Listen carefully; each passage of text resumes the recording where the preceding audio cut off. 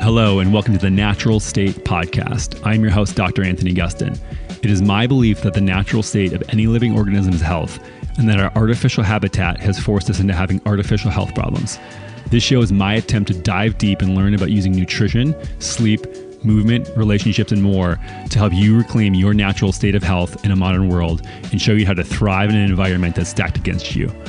If you enjoyed today's show, you can find out more details and information at dranthonygustin.com. Today, we have Kelly LeVeque joining me on the podcast. Kelly is a nutritionist and works with a lot of celebrities in Hollywood to try to get them into shape for roles, but also has a pretty expansive work doing a lot of teamwork with functional medicine doctors trying to get people on the right direction, especially with nutrition. So we talk about her entire journey, how she got on the path that she's on, but also a lot of different ways in how we can create frameworks for people who maybe are transitioning now and wanting to be healthier with this whole COVID-19 situation. And yeah, Kelly is one of the best people that I know about taking really complex subjects and distilling them into really easy and simple to use frameworks. So she's amazing. You guys are going to love this episode and hope you enjoy. This episode of The Natural State is sponsored by Ned.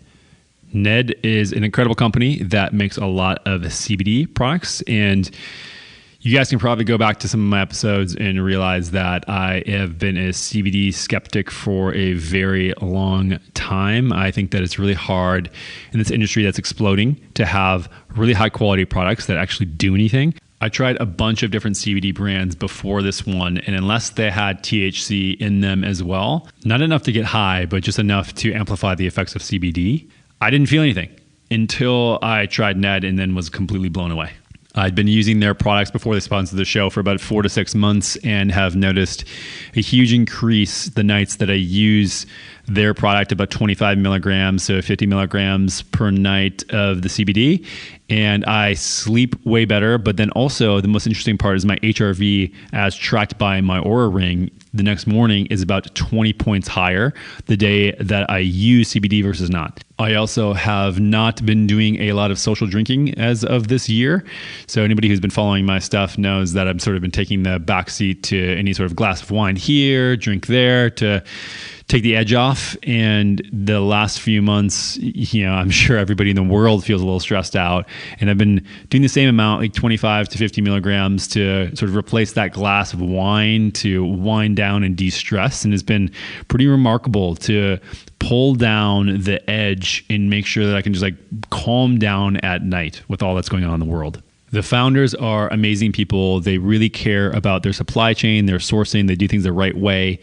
And I asked them to hook you guys up with a little bit of a discount code. So if you want to try Ned out, just go to helloned.com/AG15 for 15% off and free shipping. That's HELLONED.com/AG15. That's AG15 for 15% off and free shipping.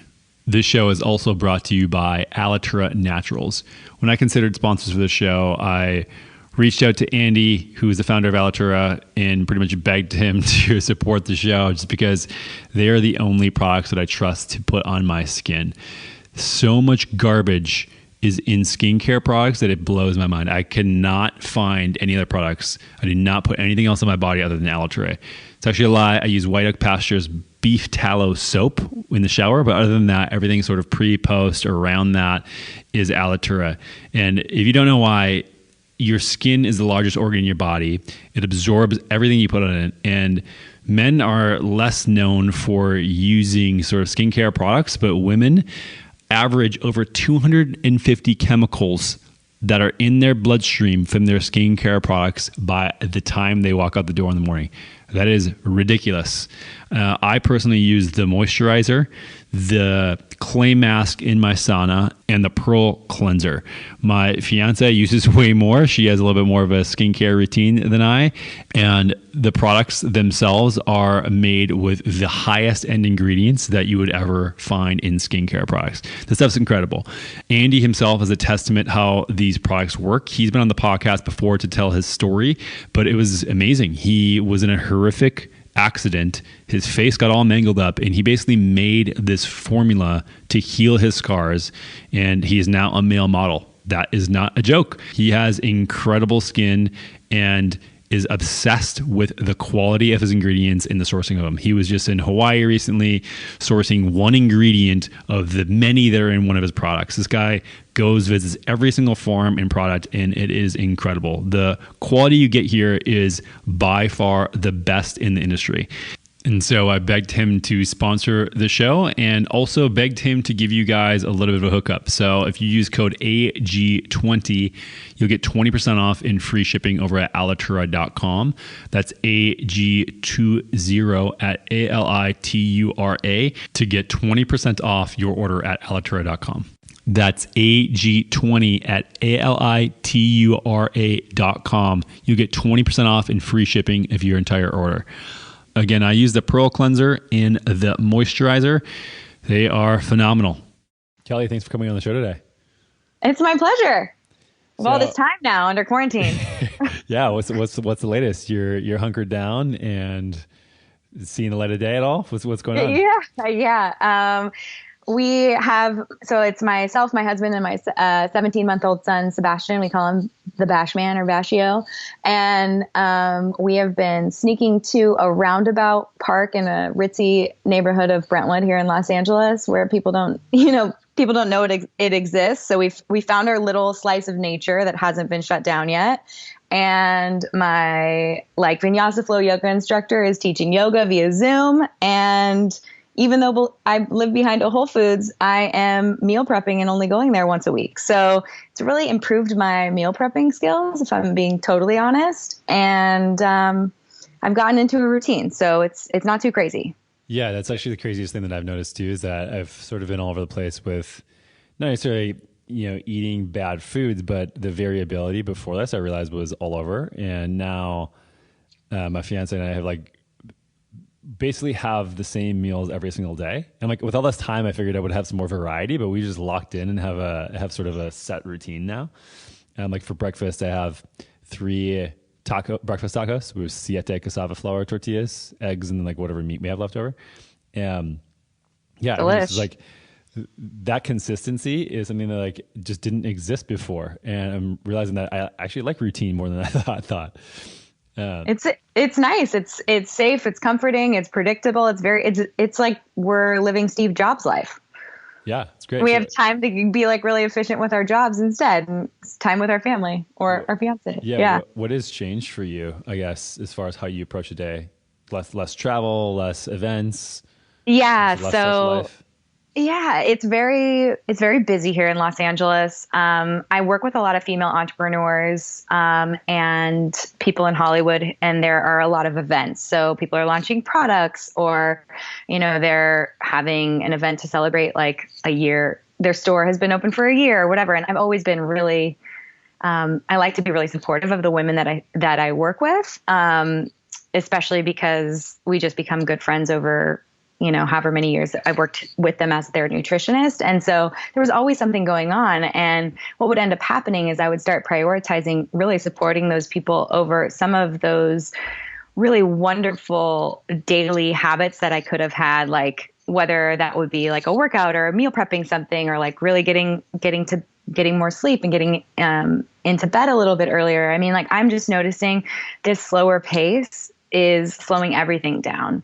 And in a really healthy way, where I think a lot of the women that I have worked with and these female entrepreneurs are realizing that we can support each other online. We don't need to be jumping in 45 minutes of traffic to get across town here in LA and be there for 20 minutes to take a picture and leave. We can really do creative things in a different way to support one another. And I think prioritizing family and this slower pace is just really important for our whole country, but also the world. We really, the priorities come into focus. Yeah. So how have you seen that support shift? Are you guys just doing Zoom calls and things like that, or just being more present? Or, what does it look like?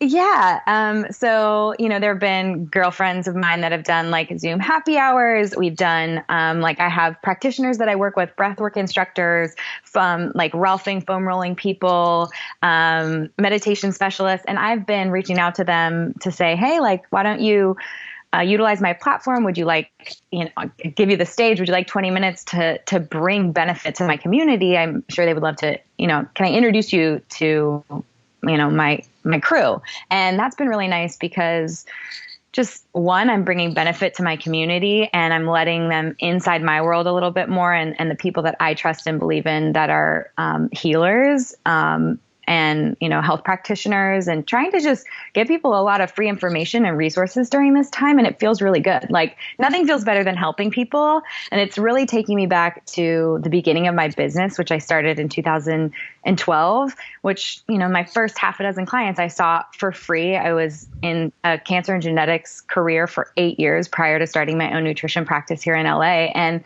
I just was so passionate about it. I was doing it for free. And like that just, my heart explodes thinking about it just now, that I'm able to bring people that maybe cost a lot per hour. The hourly rate is really high, but I'm able to just bring them in front of my community and share, has been really special. Yeah, it's sort of ironic that now is a time where we realize the importance of community when we can't really have it in person. I know, it's so true. So, but it's weird because even last night I had a 90-minute Zoom call with my sisters, their husbands, my parents, like everyone was smashed on my computer screen. And seeing everyone together like happens over holidays, but otherwise it's just like a quick call here and there.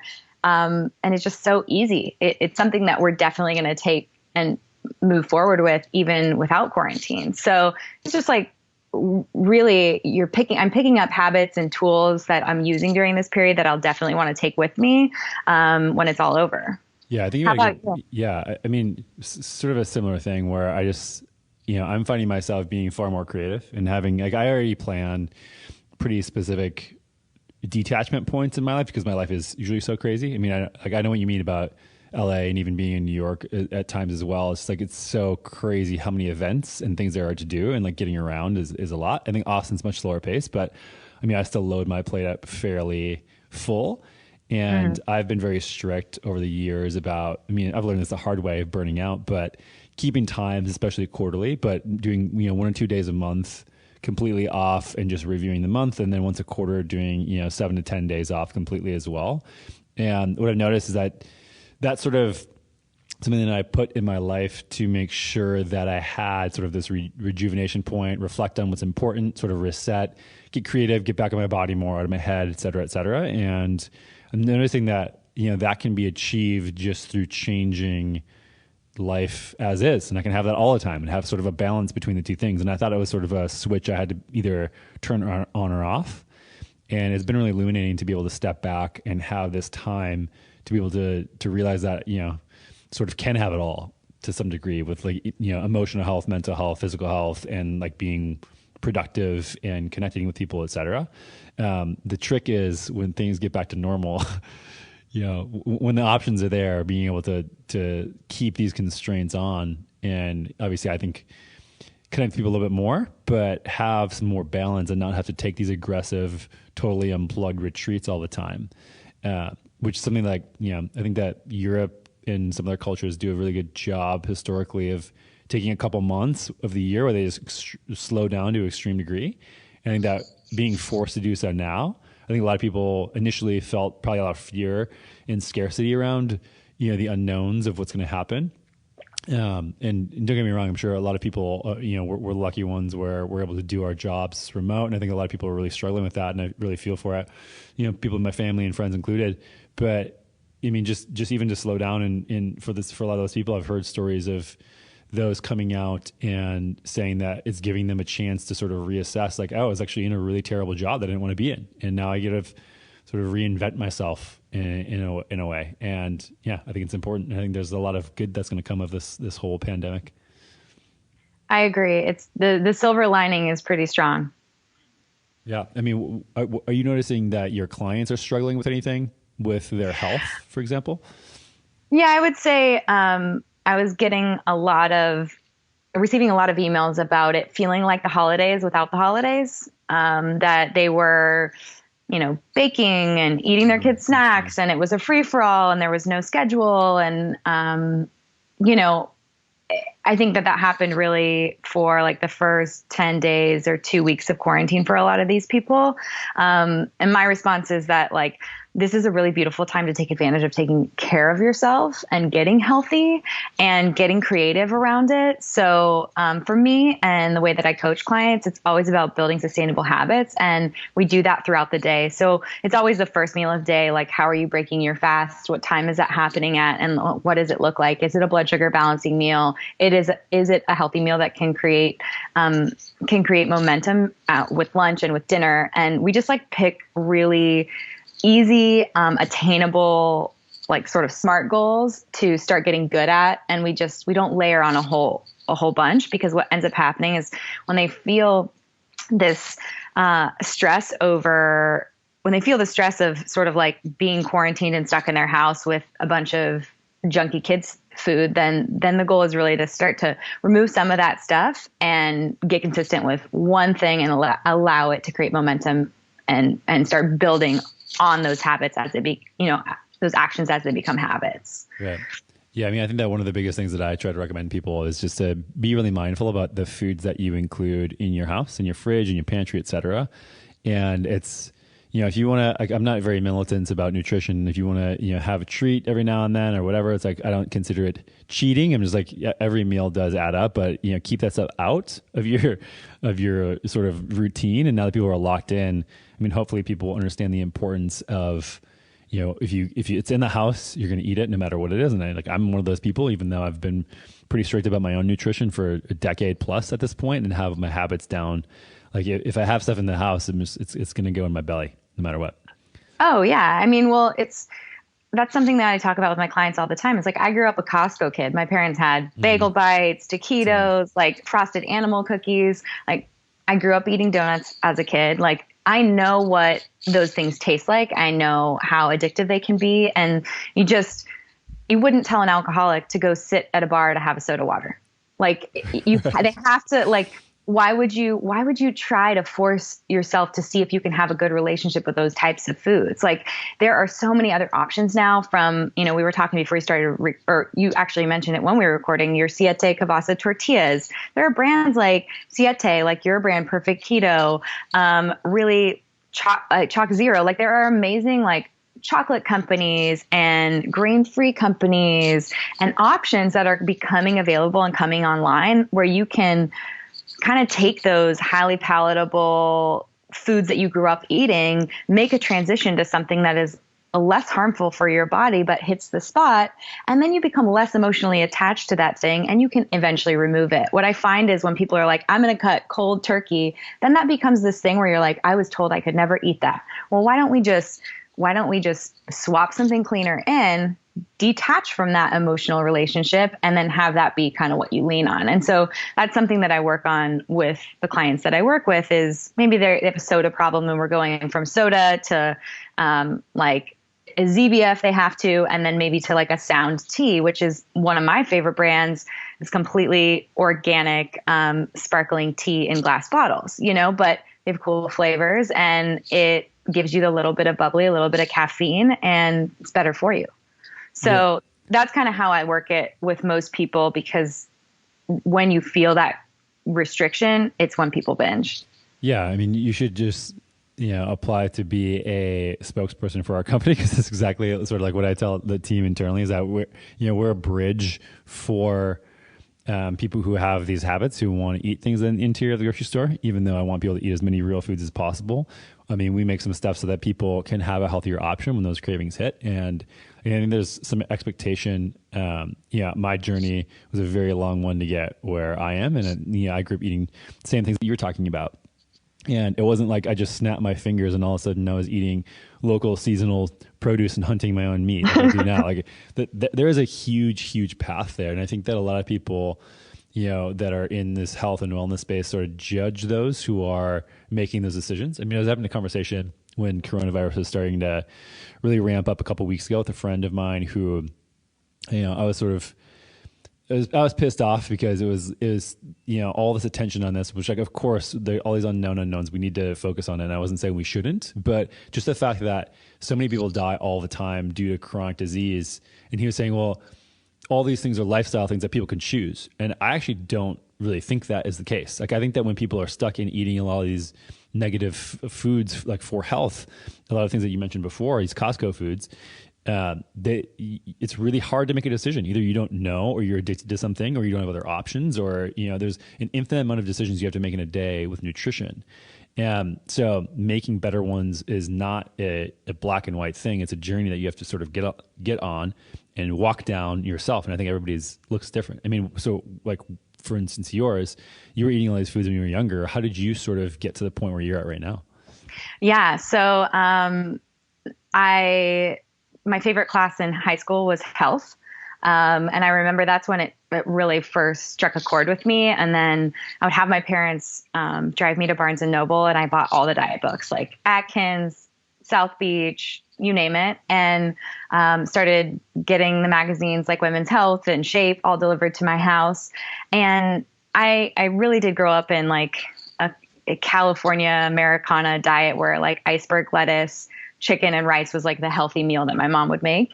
But she also like fried her own corn tortilla chips into tacos when I was growing up, and cracked a red can of Coke instead of drinking coffee, like when she'd drive us to school growing up. So I remember starting to learn about it, and my eyes were just completely opened as to like what's really happening in my body. And then I went to USC for undergrad, and my absolute favorite class was Nature of Human Health and Disease. And I saved my science courses actually till senior year. And I was a finance major because my dad was a finance major who went to SC, and it's like a really long family lineage there. But I ended up calling him in tears, being like, I should be pre-med. I shouldn't be being a finance major. And my dad was like, well, honey, it's expensive school. So, you're getting cut off the day you graduate, as you know, so do what you can before then. And what I ended up doing was adding a concentration in Nature of Human Health and Disease and working for big cancer and genetics companies for 8 years. So I was reading PubMed research. I was diving into it for my job, learning how to like decipher studies and understanding, p-values and things of that nature. And then I could go really dive in on my own and get excited about like the health and nutrition articles that were coming out and the studies that were coming out. And then when I would see like, I don't know, a headline in USA Today that coconut oil was going to kill us, I could actually dive into that study and be like, what are they talking about? This is like a community-based study with like a survey, like absolutely not, So what it really was is like a personal passion that I, ended up sharing with my friends, and then ultimately going back to school for, which was a crazy road too, because there's a lot of old science out there being taught, and ultimately like starting my own practice. And that's, it's been 8 years now. Yeah. You said that you just started doing that by doing it for free for people, friends and family, or how did that? Yeah. So I sort of was that annoying girl that talked about health at parties and with my girlfriends, and was helping people just out of like sort of like for fun. And then I ended up going back to school and started actually seeing clients. Like I had a client who was one of my husband's fraternity brothers' wives to be his fiance. And she's like, well, you can help me. I'm getting ready for my wedding. And so I was everything for her. Like I went back and got National Strength and Conditioning Association certified personal trainer. I'm a 200-hour yoga instructor. Like I thought that I needed to be everything on top of being a clinical nutritionist. And so I would get up at 5:30 in the morning with her because she was a Mattel exec, working on Barbie. And I would meet her at like tennis courts in our neighborhood at 5:30 a.m. And I would train her with kettlebells for like 3 days a week. I'd go grocery shopping with her. I was, kind of in her ear all the time about food. And she lost over 30 pounds. She looks completely different than she did when we started working together. And that was 8 years ago. And she still looks the exact same. And she's really excited about health and nutrition, will send me products like your sort of products. Hey, have you seen this? And that's really rewarding for me, because I am not about an eat and do not eat list. I am not about like, this is what you can eat, this is what you can't eat. I'm really about the science of blood sugar balance, and for people to understand like what of your food is breaking down to blood sugar, how that might affect your body, what is insulin, like how does that work in your body? What about your sex hormones? Like how are they affected by these types of food choices that you're making? When are you working out? How are you working out? Sharing that research with people, because I really do feel like if we are educated and we understand how our body works on a biological level, we're way more internally motivated to make those healthier choices. And when we start seeing benefit, it really is when the rubber hits the road and we're like, wow, I feel so much better. But it is always a super long process for people. I mean, the beginning of my process was really like, okay, I read the Atkins book, and now I'm going to try to do it, but I have a big container of goldfish from Costco in my parents' house, and I'm eating goldfish while I'm eating the Atkins reading the Atkins diet. You know, it was never anything I could totally complete on my own or stick to on my own because I had no ownership over it. And it was really the things that came out of those books for me were like the studies that were mentioned or the science that I read, like that really motivated me, and that's the stuff that stuck. And so how do you work with people to explain all of these things? I mean, they can be pretty heavy topics, and that's what sort of we've done with the platform for keto over the last few years, is just trying to educate as many people as possible about the importance of these things, which is extremely hard, as I'm sure you know, to get the science across in a way where people understand it enough, like you said, where they change their belief structures, but in a way that is digestible for people who don't have a lot of the training that you or I have. And yeah. It's like, how do you sort of go about this and think about that? I like to keep it light and fun. I talk a lot about emojis. So when I'm sitting down with a client, I might like talk to them about breakfast and say like, okay, how are you starting your day? Okay, you're starting your day with oatmeal. Let's take a look at the oatmeal. Let's flip it around. Let's look at total carbohydrates, look at fiber levels. Let's understand what a net carbohydrate is, right? So total carbohydrates minus fiber. Fiber is not going to break down to blood sugar. What's left? That's kind of what's going to end up in your bloodstream. So let's imagine that you had that little blue cereal bowl emoji, and that's that is your oatmeal, quote unquote. And say there are 10 net carbohydrates. I literally want you to picture 10 of those little blue emojis floating into your bloodstream, and your pancreas releasing insulin. And as those little emojis pop into your bloodstream, that's your blood sugar going up. And then I can have them imagine the insulin flooding their bloodstream, picking up those little bowls of cereal and starting to put them away, or, what we would call carbo load. We talk about the liver being a tank, the muscles being a tank, and how depending on that type of carbohydrate, if it's a highly processed flour versus something that is a whole food wrapped in fiber, how it might slow the digestion of that carbohydrate and thus slow the flow of those emojis into the bloodstream. And so it really is, I really like them to visualize what's happening. And it's almost, I don't want to say it's hypnotic, but it really allows for people who don't have a science background to start to understand, okay, like if I'm having, like, say your perfect keto trail mix or something, and I'm looking at the back, it's a very negligible amount, if any, and I'm getting healthy proteins and healthy fats. And I talk about how those are really, really the pillars of your body, and they're the pillars of satiety. And I talk about hunger hormones and how, like, just having one bite of food that, we're not talking about what type of macronutrient it is, it's going to shut down a different number of hunger hormones. So my first book talks a lot about like over 8 hunger hormones in your body that are screaming at you to eat, and how there are different mechanisms to regulate those things. But that if we're eating whole foods, fiber-rich foods, protein-rich foods, and healthy fats, we really support blood sugar balance, and that actually supports satiety as well. So it's a lot of visualization. It's a lot of like really making it personal for them based on what they eat, and having them do the exercise of figuring out what a net carbohydrate is, understanding what that emoji, it might be cookies flooding your bloodstream, how fast that might go.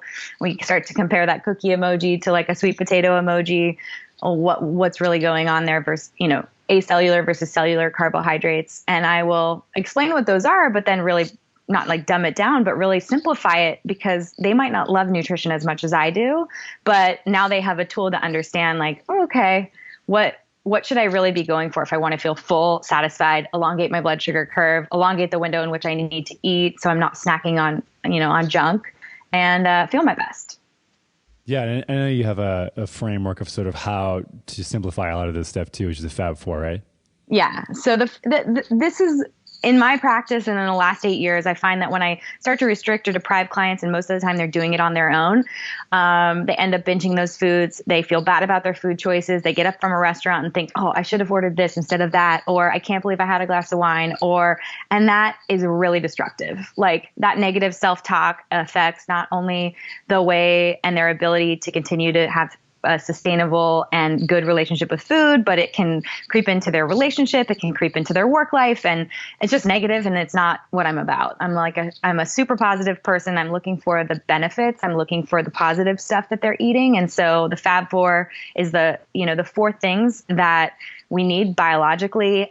So it's protein, fat, fiber, and leafy greens. And what I'm, prioritizing for people is nutrient density. I'm prioritizing the things that shut down hunger hormones or regulate hunger hormones, and the things that support blood sugar balance. So you can be vegan, vegetarian, paleo, keto. I think the only thing you can't really be would be carnivore, but for the most part, it's just like, okay, where's my healthy protein? Because I need those amino acids, whether those are like conditionally essential or branched chain amino acids or whatever. It's just, they don't need to know that. It's like, focus on protein because that's a pillar of satiety. It's what your body is made out of. Okay, great. Now focus on healthy fat. What's that going to do? That's going to slow down the digestion of your meal. It's going to make all your fat soluble vitamins and phytochemicals way more bioavailable in your body. And then the fiber and greens piece is really about getting those vegetables into your life, increasing the fiber in your diet so that you have a healthy gut microbiome and phytochemicals so that you can fight the oxidative stress that you come in contact with in this world. But again, it just depends on the client. Like I might get really geeky with a client about, like NRF2 and glutathione and sulforaphane, but I might, for another client, just say like, the deeper color your vegetables are, I want you to think of that as like a scale for nutrient density, and things of that nature. Just really picking out things and telling people what might make them feel a little bit better. It's just really about education for self-motivation. Yeah. And so you mentioned carnivore as a thing, and obviously it's getting a lot of popularity recently. So what are your thoughts on people who are choosing to do that and what they're missing? Yeah. So here's the deal. I do think when you're eating 100% grass-fed, pasture-raised cows, that you're eating sunshine. They're eating fiber and greens. So that meat is some of the most nutrient dense protein, if not the most nutrient dense protein available to us today. And so I am, and have always been, a red meat eater. And to the surprise of a number of my clients that I work with here in Hollywood, is sitting down with them and explaining like how much iron, how much protein, how much vitamin D, the bioavailable B vitamins and minerals present in that protein. Like it can be a multivitamin, in my opinion, if you're sourcing it correctly. And I've had great success helping women balance hormones who've lost their period, and bringing menstruation back with clients who, have had a problem dealing with that.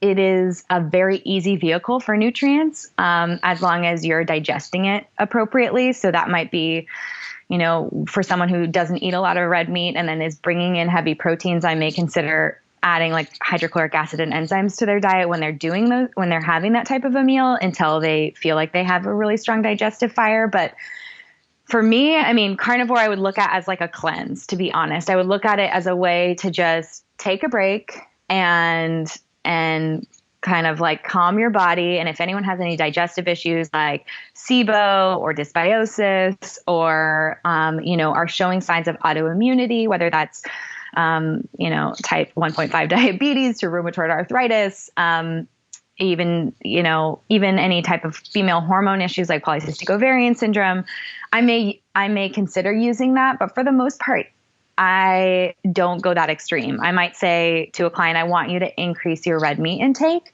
Or I might say, if I'm feeling like they have some digestive issues, that I want them to take a break on cruciferous vegetables and lean into things like asparagus and steamed spinach, something like that. And now I would say rarely do I use that type of prescriptive plan unless I have a client with a serious diagnosis. And I work with a lot of functional MDs.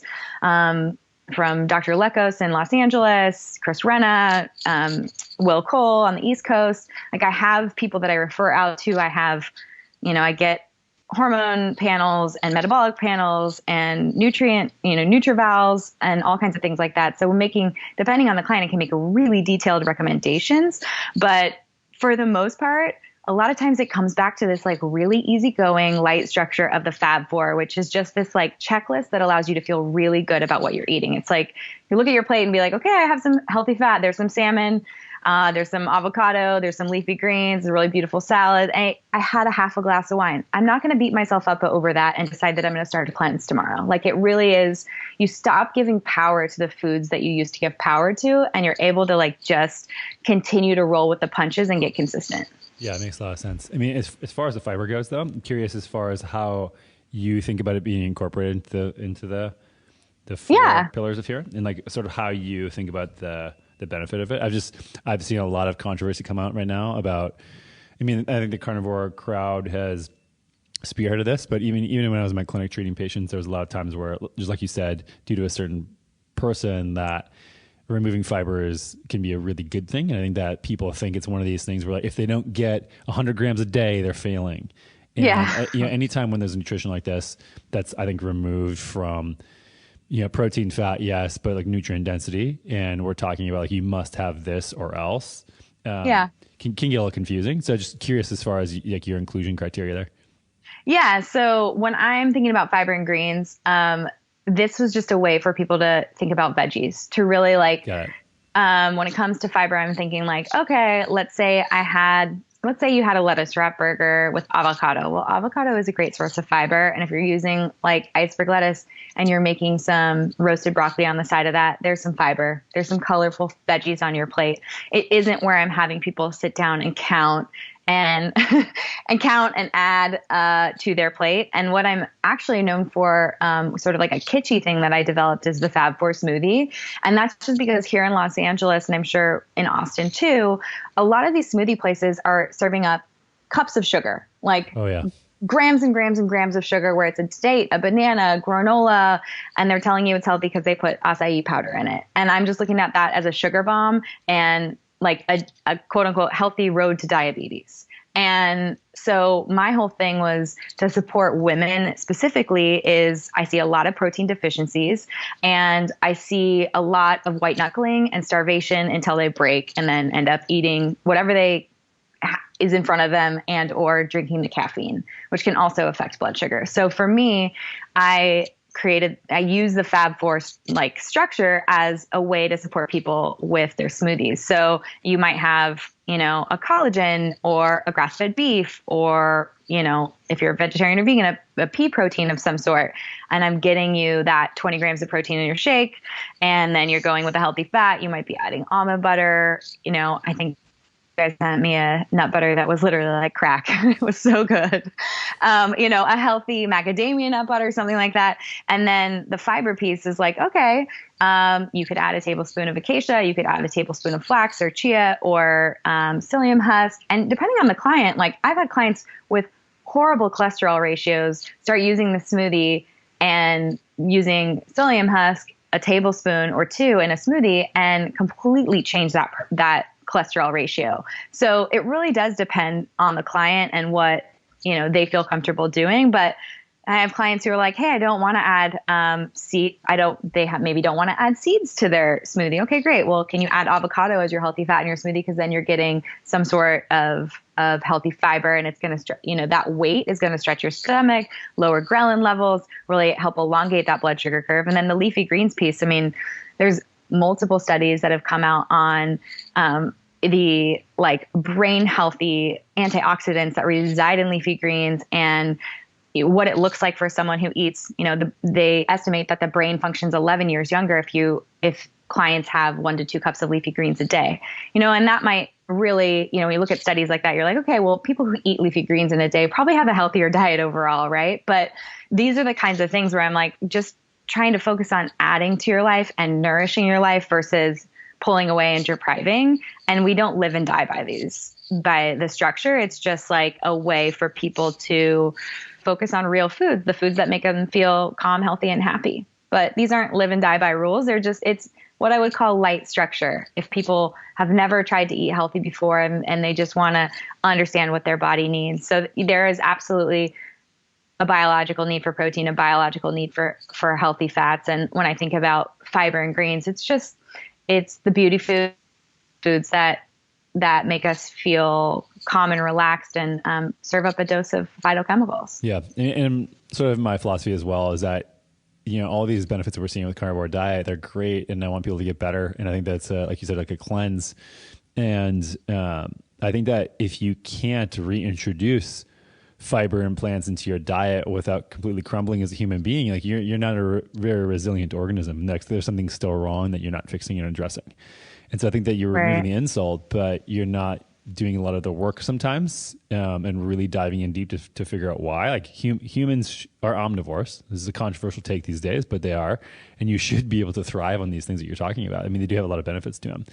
And I think that you probably deal with this a lot in your population as well, but I think that especially in women, I think that one of the biggest things that I see that lead to problems long term is under eating, and the sort of the awareness of, especially with activity levels, how much one should actually be eating and what that looks like in real food is actually a lot. It's a lot of food. And, I challenge people a lot of times to actually go get an RMR test done and not just do a calculation and see like, okay, based upon a calculation and what you should be, is your metabolism burning way slower than that or way higher or about the same?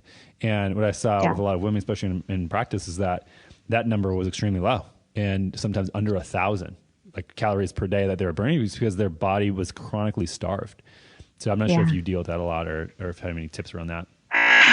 Yeah, it's absolutely run rampant. And I think the problem is when they aren't seeing results and then they are seeing these lower rates, then they're under eating and they're nutrient deprived and they're low on B vitamins, they're low on protein, and they are definitely in a place of what we might say like starvation, and working food back into their life and them feeling safe doing that without gaining weight or understanding what types of weight they're gaining when they start incorporating these foods is really important. So I totally hear you on that. And I think if I have a client like that, those diagnostic tools, like getting a real RMR, is so important. And then also understanding their composition. So many times they just jump on a scale and they're like, it's going up. I don't want to do this anymore. And it's like, you have to understand what's happening. And for a lot of women, understanding just even, again, I love visualization, but like, what does a pound of fat look like? It's about the size of a football. What does a pound of muscle look like? Have you ever bought a brick of like ground beef? Like quantity, like size wise, and people are always like, a pound of muscle and a pound of fat. I'm like, first of all, a pound and a pound is exact. Yeah, it's my favorite thing. Let's get that clear. And we'll talk about like size and quantity. And so measurements are so important to me. If someone doesn't want to, really go their body composition tested, it's like I'm constantly using, because the scale can really mess with a client, especially when you start to get healthy and you're like, I'm going to get healthy. What am I going to do? I'm going to eat clean. I'm going to increase my protein. I'm going to start working out. Well, what are we going to see? Either the scale is going to be stagnant. You might take on more water. You might put on more lean muscle mass. Like there is a period of time when everything is going to start to really shift, or you might see people lose a lot of water weight in that first week and they're super pumped, but then they're stalled out and they got to put the work in. You know what I mean? So it really does depend on the client. But I feel like giving people the freedom to eat is really important to me. And I named my books Body Love because it's really about learning to love yourself through nourishing yourself, through movement. There is this blanket term of like, okay, body love. And I think someone could be, and I've said this before, someone could be a size 2, someone could be a size 22, and like, they are not going to love their body at whatever size they're at unless they're putting in the work to take care of their shell, like of their human body. Right. Yeah. I mean, is what you usually work with is fat loss, or what is the sort of the goal that people come to you with usually, like right when they're like interested in working with you? Yeah, I would say it really depends on the clients because I do work with functional MDs across the nation. So I do have specific, like a specific autoimmunity practice. I have a specific, like a group of women that I work with have polycystic ovarian syndrome. But yes, if someone has seen that I've worked with clients for a role in a movie, a lot of times it's fat loss and body composition. And it's coming to me through like their manager or their agent, and they have a goal for a specific deadline. So that can be really fun and rewarding because they have a timeline. I also love brides, if I'm being totally honest, because they have a timeline too, in the same way that some of my actors do, and they want to look and feel their best. But those people, like the actors who are getting ready for a movie role and my brides, what they have that other clients don't have that just have body composition goals is they have this joy, this like joy in the process of like, I'm so excited to shoot this movie, or this is the like, this is the role I've always wanted to play. And I'm so pumped up to do it. Or my brides who literally cannot wait to walk down the aisle to their groom. And they're just, they're being celebrated. Their community is around them. Like they're having bridal showers and bachelorettes, and they're, they're getting closer with their mother-in-law or like their mom or their sisters. And like, that is such a beautiful process. And really, it's really special. So I feel honored to be a part of it. It's a vulnerable time for these women. And so I don't want to say I have favorites, but those would be the categories I really enjoy because they're coming at it from such a different angle. I wish that there were so many times when I work with clients, when you can tell that they just hate their body, they're fighting it, they're depriving it, they're under eating, they've tried everything, they feel like a failure, it's bleeding into the rest of their life. And I just want to shake them and be like, this is not the answer. Right. Well, it sounds like you're pretty good at shaking. Yeah. Yeah. I mean, like, what a great time to be able to elicit behavior change that sticks. I mean, if somebody is feeling positive about something, they're obviously incentivized and motivated by the fact that they have either a wedding coming up or a movie shoot that they're really interested in. But to be able to use that time and give them all these amazing habits instead of them being in some crash diet where they're just drinking, celery juice smoothies for 8 days straight. Yeah. I mean, what a gift to give them. Yes. And what's always pretty, I don't want to call it mandatory, but something that I put on the calendar when I work with brides or with people who are shooting movies is a 6-week follow-up after that. And that's just to talk about, like, really allow them the opportunity to talk about how they felt the last year, because it's never, a lot of times when I'm working with brides, they get engaged a year and a half prior to their wedding. The shortest amount of time where I worked with someone getting ready for a movie role was Jennifer Garner in the Peppermint movie, but we still had 8 weeks, and it didn't have to be, you can do a lot when you're training and eating clean in that amount of time. But just to like have that period of time to really start to create habits and to be able to reflect back on how you feel when you eat that way and take care of yourself. I'm sure you feel this way. Like you're hunting your own proteins, you're, eating organic produce from the farmer's market, you're using all these healthy fats, you have your fun, perfect keto foods in case you need them, like, birthday cake or whatever. But, like you can't really go back, right. And so it's connecting with those people and keeping the joy in their life and really giving them a platform and space to talk about like what that experience was like and what they loved about it. Like that's something that really starts to solidify habits, is the reflection, and being positive about like, wow, like I did that, I don't know, I did that HIIT class, or we went for that hike and I just really loved being out in nature. Or I really, I did a yoga flow with a group of people and they were playing funky, fun music and, Britney Spears and Jay-Z. And I just felt like the shit. And that was cool. Like, I don't know, connecting with the joy of the journey. It's not just about getting to your wedding day and getting to the shoot day and feeling your best then, because it's like that's really not the goal. The goal is to feel this way all the time. Right. Yeah. I mean, it's empowering and enriching. Absolutely. And it sounds like you and I are pretty big nutrition freaks, and that's like the biggest lever that you pull with people. What would be a close second to like okay, we get nutrition figured out. Next, I focus on.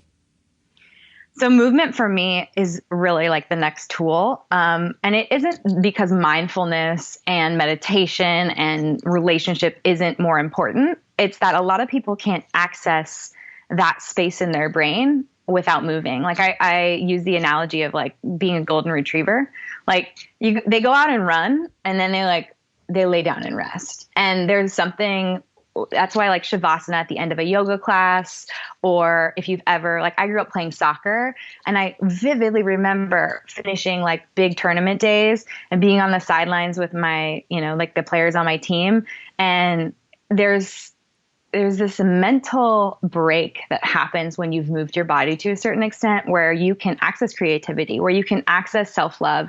And now we know that it's like a biochemical process that myokines that are being released from your muscles not only neutralize like chemicals that create anxiety in the brain and depression in the brain, but they make you feel more connected to your community. They make you feel better about yourself. Confidence is increased. Your belief in your ability to change the world and make impact goes up.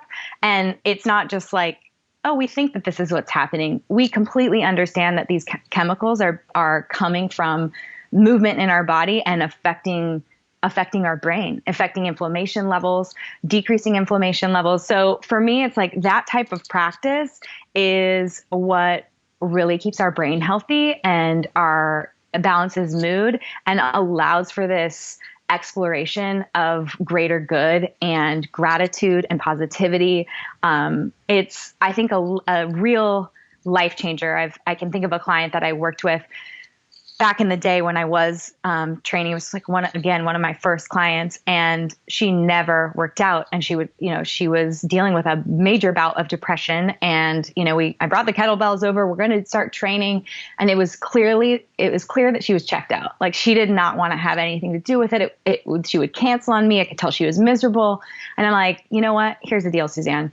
We need to find something that you enjoy doing to move, and I can come over and we can try yoga. And it was literally 6 months to 8 months. And then I started taking her to community classes just because I wanted her to start to cultivate this practice on her own. And to this day, I will run into her at yoga classes and she's an absolutely, completely different person.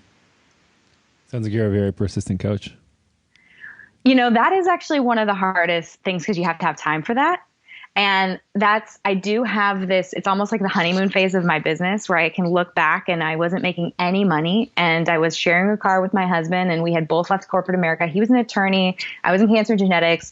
My parents were like, buy a house, have babies, let's do this. And we were both like, we hate our jobs. This is miserable. We want to follow our passion. And we did. And like, we shared a car. My husband learned how to ride the LA bus if he had meetings in West Hollywood.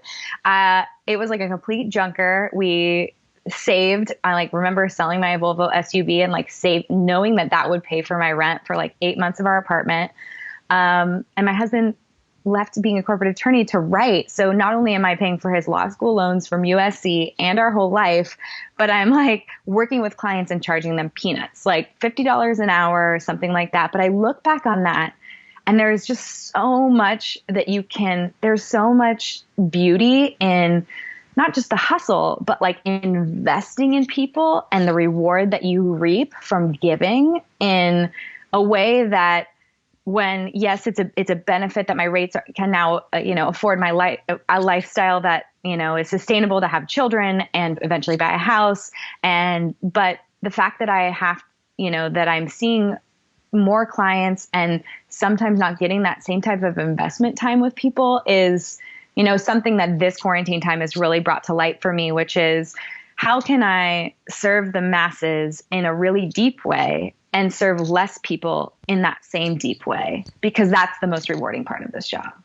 Definitely. I mean, that's the thing I miss the most about working with people one-on-one is that depth and sort of the connection you get.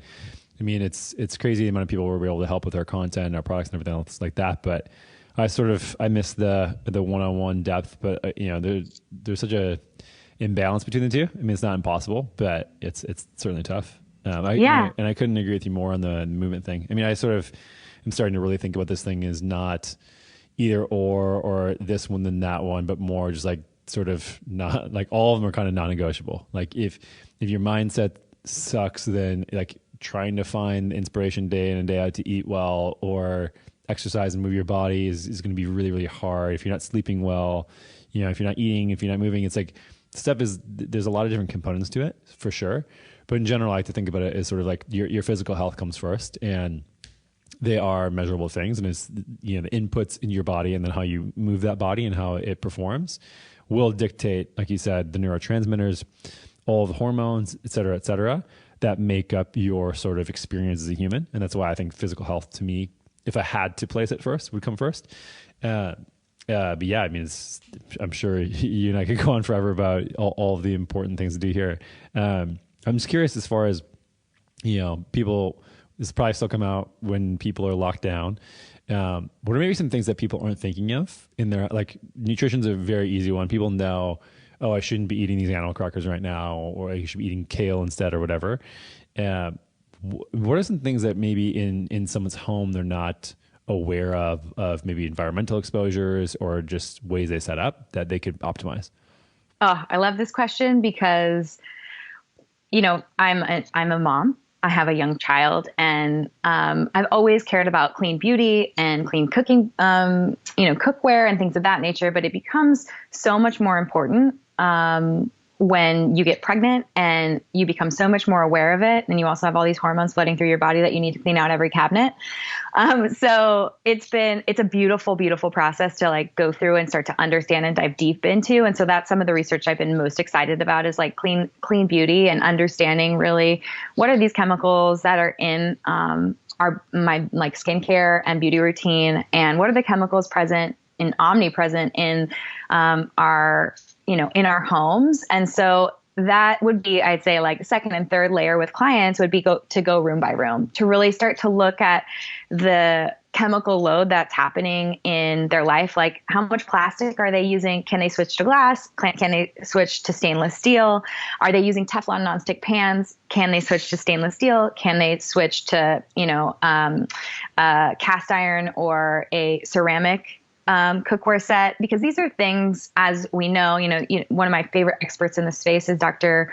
Leonardo Trezande. And if you haven't interviewed him for your podcast, I will absolutely make an introduction. He's a pediatrician out of NYU and a researcher on endocrine disrupting chemicals. And his research has shown that like by pulling some of these chemicals out of our life, it's as short as 3 days that we see urine levels completely deplete. So we are amazing, beautiful organisms that have the ability to detoxify chemicals from our body if given the opportunity. And so now more than ever, especially because we're spending so much time in our homes, using those and picking those cleaner ingredients is a really great thing to do. So one of the things I have my clients do is download Think Dirty, which is an app where you can scan products from skincare to your cleaning ingredients, and the EWG app, which is the same thing. You can scan cleaning products and beauty products. And as my clients like beauty products run out or as they feel motivated, we would scan the back of those products, and they make recommendations for cleaner products that have less endocrine disrupting chemicals, less known carcinogens, and fertility implications. Like those are really, really important for all of us and for our children, because the amount of chemicals found in umbilical cords of even healthy, affluent women is skyrocket, like in the ballpark of 300. So everything at a certain point in time was made quick, fast, and easy and stabilized with chemicals. And so what we want to do is start to go back to the traditional ways that we took care of ourselves and simple ingredients. And that extends out, beyond the plate. Yeah. I mean, this type of stuff is sort of the next frontier for me. And like, how do I help people figure out all this stuff without it being overwhelming? And it took me a while to come up with frameworks. I mean, everyone has their own sort of thing around nutrition. Yours is amazing. I have some ones where I explain to people who are new to eating clean what that is. And I think that sort of the environmental exposure part and how artificial our life is from products that we use and like how we surround our house is like, it gets so complicated so quick. And also there's just no feedback loop. Whereas nutrition, it's very easy. Like you see something, you eat it, you feel a certain way, either in your mouth or digestive or energy wise afterwards. But we're having stuff like consuming out of plastic or, cookware and things like that. it adds up along of your entire life, and there's no feedback loop. So it's really hard to create a motivation in somebody. And, there's like water consumption. Like water is a big one where, we're getting a whole home filtration system put in. We're just using a Berkey filter right now, but it's just like you drink water and you're so much of your body is made up with water, and we just don't ask where is this coming from and is it full of crap or not? Yeah. And there's a whole bucket of this stuff that I'm starting to dive into myself. But yeah, it's a lot to switch over. And I think that it's one of these things where if you don't have your diet and movement and stress management / like community and mental emotional health and sleep all sort of like at I would say 80-90%, I would say don't even worry about this type of stuff unless it's like really easy to switch out. But I just think that like most people try to do too much at once when they're trying to take on any sort of health changes. And starting simple and then building on, sort of like if you're trying to build a fire, you wouldn't put like 15 logs on when it hasn't even lit yet. You need to start like kindling, and then you need to add some twigs and then some branches and then some logs, and then keep it roaring and keep throwing stuff on there. Yeah. So that's sort of how I recommend. But yeah, trying to figure out what the easiest way is. And I don't know if it's like creating another company where we offer really easy and simple solutions to replace a lot of these things in one sort of go, where it's like now you have to get, there's a direct to consumer company for every single appliance and, storage container and this pan and that pan and this glass and that glass. Like it's really overwhelming. So if you have any ideas, let me know. But yeah, I mean, I'd be down to co-found that with you if you're interested. I think it's actually quarantine time now, so might as well. Yeah, let's get creative, right? I think really the biggest offenders you want to start with like the biggest bang for your buck, right? And that's just like, can you use glass Pyrex instead of plastic Tupperware? Mm-hmm. Can you not heat in plastic? Can you switch to glass or stainless steel water bottles? And what can we do with your cookware? Because those are like really, really big things. And then, nature, right? So if you just like open your windows, that's one of the best ways to get rid of fire retardant. So simple things where people are like never opening their windows or airing out their house. And that's like, your parts per million really start to increase. And that's a really easy way just to dissipate that. So I'm sure we've now succeeded at everybody who is locked indoors freaking out about their house. Windows. Yeah. Oh, man. All right, always Kelly. positive though. Well, thanks for coming on the show. And I know you have a new book out, so would love to hear about where people can find that and all of your other work. Yeah. So both of my books, Body Love and Body Love Every Day, are both available on Amazon, Barnes & Noble, everywhere books are sold. And then you can find me on Instagram at Be Well by Kelly. And yeah, all the social media channels are Be Well by Kelly. My website and blog, same. So come visit, come say hi, and ask any questions that you have. I'll be around. Thank you. Yeah, thank you. I really appreciate the time. Thanks for listening to this episode of the Natural State Podcast. I hope you enjoyed it. And if you did, I'd really appreciate you heading over to whatever service you're listening to this podcast on, dropping me a 5-star review and your thoughts on the show. This helps us get discovered by more people and spreading the good gospel of health.